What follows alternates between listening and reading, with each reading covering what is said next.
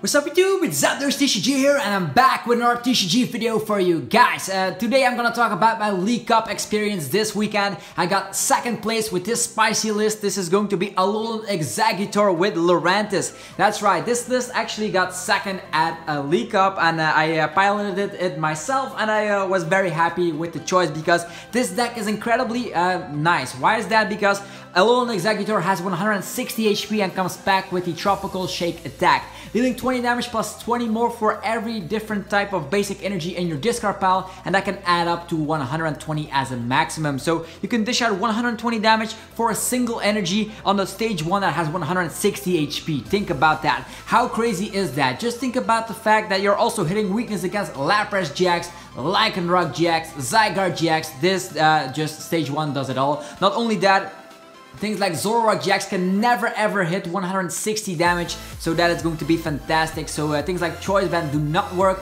and even with Devoured Field and Kukui, the Zoroark GX only maxes out at 150. So 160 seems to be the magical number. Not only that, things like the Shining Lugia also hits for 130. Things like, let's say, the Vikavolt with the Electro Cannon also deals 150. So 160 is huge. I cannot stress that enough. And today I'm going to talk about the matches I had and how I personally experienced it playing with Alolan Exeggutor. I thought, why not go rogue this League Cup? I wanted to just have some fun, and I came across a lot of my friends and stuff.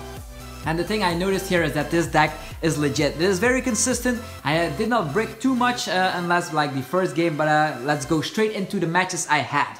First up, I was up against Shining Lugia Malamar, and as mentioned, this deck does incredibly well against Malamar variants. I was expecting a ton of Malamar to show up at my local League Cup, and what do you know, I think about 60% of the players piloted Malamar, so I was there with my Rogue Alolan Exeggutor and I said, bring it on. So as you can see, before I just go straight into that matchup, I'm just gonna talk about, we're running 5 different basic energies, actually 6 in total, so you can just put those 5 in the discard and those can be used to attack with. I'm also having a split line between 2 Exeggcutes. We have the one with Hypnosis, that is actually the one from Crimson Invasion, yeah, and then I also have one from Forbidden Light, I think that is correct, yeah, the one with the attack multiply. Sometimes you just can use the Nesball for this Exeggcute, and sometimes you have to get the attack multiply off. It could happen from time to time. With that, you can just search your deck for another Exeggcute, put it on the bench. There's a 1/1 line of Lurantis in here just for the extra 20 damage. That way the Alolan Exeggutor caps out at 140 against one prize attacker, so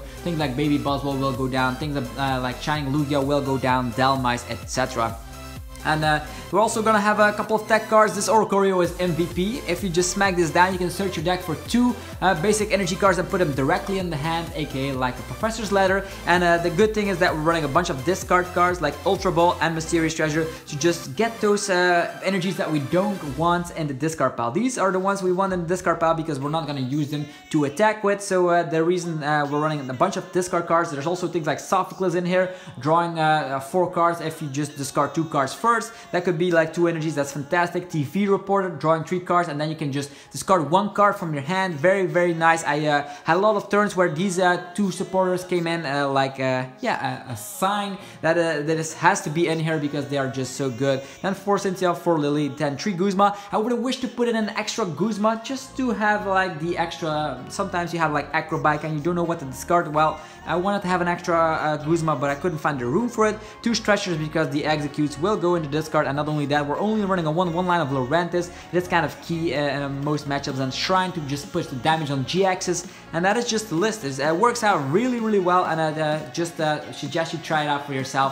And Marshadow is also MVP. Sometimes you can use Mysterious Treasure, get rid of an energy that you don't want to have to attack with, just get them in the discard, and then Marshadow can just be the MVP here. If the opponent uses a first turn Lily or a Tempest GX or whatever, Marshadow can just win you games. Oranguru to just draw cards, and that is basically the list. Okay, now that we got that out of the way, let's talk about the matches I had. So actually the first match was up against Shining Lugia Malamar, so it also is using Shrine as their main stadium card. They are not running any GXs except for like one Guzma GX, which I didn't see all game long. So I lost the first round because I was bricking too hard. I scooped up immediately because I wanted to have some more time. Then game number 2 I won, which is awesome. So Shining Lugia Malamar, that is when the deck actually functioned and I didn't brick. So I was actually not feeling too motivated because the first round I actually lost, which was kind of meh. And then the third game we played with this Shining Lugia Malamar, we actually tied because we couldn't finish the game in time. So the first round I tied. So next game I was up against Heracross with Lurantis and Hustlebout. This deck is kind of a meme deck that yeah, you just, if you attack it, the Heracross and it is almost knocked out, or if it's knocked out, the opponent can just flip a coin. If heads, the remaining HP becomes 10 instead, and the Heracross stays alive. Not only that, with Hustlebout you deal an extra 60 damage if you have 30 HP or below, so that was the strategy. And combined with Lurantis, he also ran this with Lurantis, he dishes out a lot of damage. But the good news is we could Guzma around, knock out things like his Oranguru because we hit for 120, we knocked out things like Lurantis only having 100 HP, and then sometimes the coin flips didn't win his way and the Heracross saw the discard pile. So I won twice in that round, so that wasn't too hard if I had to save for myself. Next up, I was up against my worst nightmare. This is kind of the list that does not well against Garbodor, because look at all the item cards. Yeah, we're relying heavily on items, but yeah, I was facing Zoroark with Garbodor. Sometimes you just might say, well, you might just play all of your items. Garbodor is a 120 HP Pokemon. Well, things just got crazy because this player actually ran 3 bodybuilding dumbbells, and a bodybuilding dumbbells on a Garbodor is like hell. I couldn't knock it out. I don't run Field Blower at all, so that's the reason I actually lost twice in that round. So I was at 1 win, 1 loss and 1 tie, so 1-1-1. And now we're going to round 4. In round 4 I faced Gardevoir, and this player I know a lot. She's one of the most skillful players in Belgium at all, and she played Gardevoir Sylveon Swampert. That's actually a deck I already covered on the channel, and the strategy is very simple. Try to use Sylveon GX with the magical ribbon to get out your Swampert and Gardevoir, and then you can also rely on the super boost energy.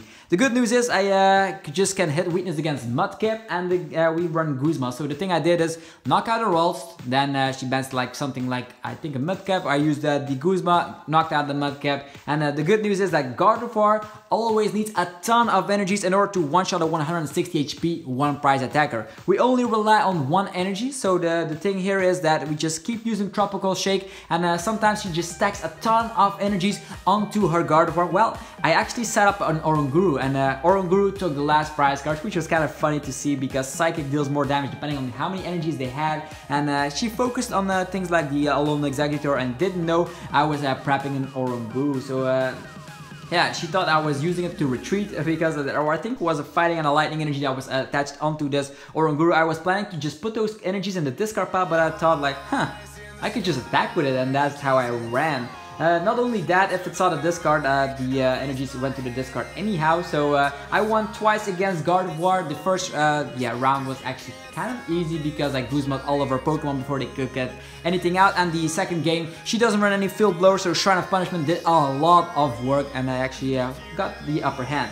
Okay, so I was at, let's see here, 2 wins, 1 loss and a tie, so the next game will be very deciding to if I can go to the top 4, and I was up against Malamar with Necrozma GX, so no Shrine shenanigans, it's purely with escape boards and of course things like the Dawn Wings, you know, and the Marshadow, whatever, Marshadow GX and stuff. So I was up against that, and I had a very good first round here. I won very quickly. Deoxys couldn't even do anything, didn't even put a dent into Alolan Exeggutor. Not only that, Necrozma GX, he didn't even got that out. He just relied heavily on Deoxys, and Deoxys only has 120 HP, and that was just very easy to say the least.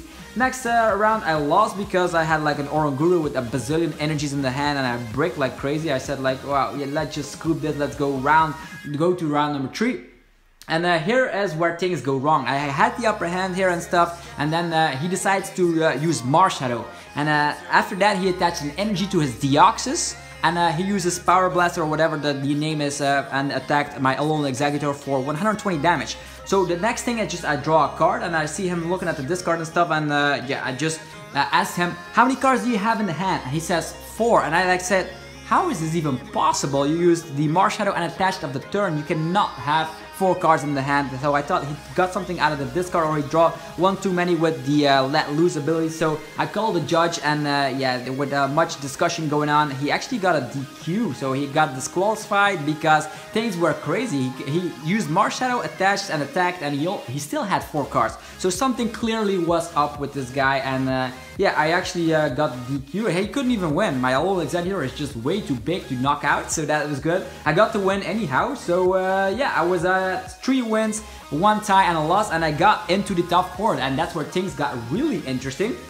I faced the Shining Lugia Malamar version again, so this deck kept popping up, and the good news about that is that I just love playing against that deck because I practiced it a lot. You can just get out Lurantis, and if Lurantis is in play, Alolan Exeggutor goes crazy. Just knock out Shining Lugias all day long. Even Guzma, things like Malamar out to just get some more prize cards. Sometimes it might be kind of tricky because the Shining Lugia Malamar deck also tried to use Flying Flip a couple of turns. That's why this Exeggcute was in danger, because it only has 40 HP. Lucky for me, I got another Alolan Exeggutor before I got knocked out. And not only that, the Lurantis stayed alive for the first game, got that very easily. Next turn, actually next game in the top 4, actually with the it's the best out of 3, you know. I lost against Shining Lugia Malamar because what happened actually? He actually used a lot of good Guzma plays, knocked out Lurantis, couldn't even got it back and stuff. So we went to game number 3 in this top 4 match, and there I won just in time. Time got called. We still had, I think I only needed to get 1 more prize card, or actually 2 more prize cards, and time got called, and I got 2 extra turns to just finish the game, and I actually made it. I kept 1 Guzma in the hand, knocked out one of his, what was it, Tapu Koko in the active position, and I kept my Guzma in the hand. Lurantis was still in play as well, so I could Guzma out things like a Malamar to just finish the game in time, which was good because now I went to the finals. This is the final game of the entire tournament, and here I faced, you could have guessed it, my worst weakness, Zoroark Garbodor. So Garbodor with the bodybuilding dumbbells is back to stare at my face, and the thing here is that I lost the first round because, of course, the Trash Challenge. I had a terrible hand and I needed to play it out in order to rely on Unstruck, so I used way too many items, and that got me the game.